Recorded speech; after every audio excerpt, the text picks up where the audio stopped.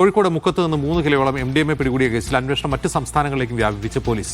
കേസിൽ അറസ്റ്റിലായ മുക്കം പൂളപ്പൊയിൽ സ്വദേശി പുല്ലമ്പാടി പറമ്പിൽ മുഹമ്മദ് ഹനീഫയെ കസ്റ്റഡിയിൽ വാങ്ങി ചോദ്യം ചെയ്യാനുള്ള നീക്കം പോലീസ് തുടങ്ങി.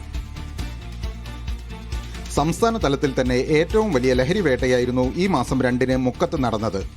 2ഇടങ്ങളിൽ നിന്നായി 2 കിലോ 800 ഗ്രാം MDMA പിടിച്ചെടുത്തത്. കേസിൽ പൂളപ്പൊയിൽ സ്വദേശി മുഹമ്മദ് ഹനീഫയും ബേപ്പൂർ സ്വദേശിനി റൈഹാനത്തുമാണ് റിമാൻഡിലായത്.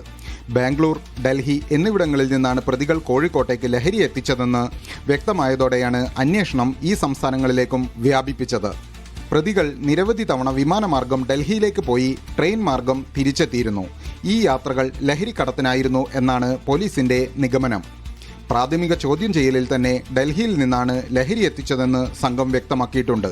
ഇതോടെയാണ് പ്രതികൾക്ക് ആരാണ് ലഹരി നൽകിയത് എന്നതടക്കം കണ്ടെത്താൻ അന്വേഷണം ഡൽഹിയിലേക്കും ബാംഗ്ലൂരിലേക്കും വ്യാപിപ്പിച്ചത്.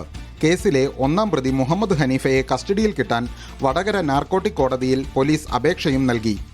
അടുത്ത കാലങ്ങളിലായി ഇയാൾ നടത്തിയ സാമ്പത്തിക ഇടപാടുകളും പോലീസ് പരിശോധിച്ചു വരികയാണ്. മീഡിയ 1 കോഴിക്കോട്.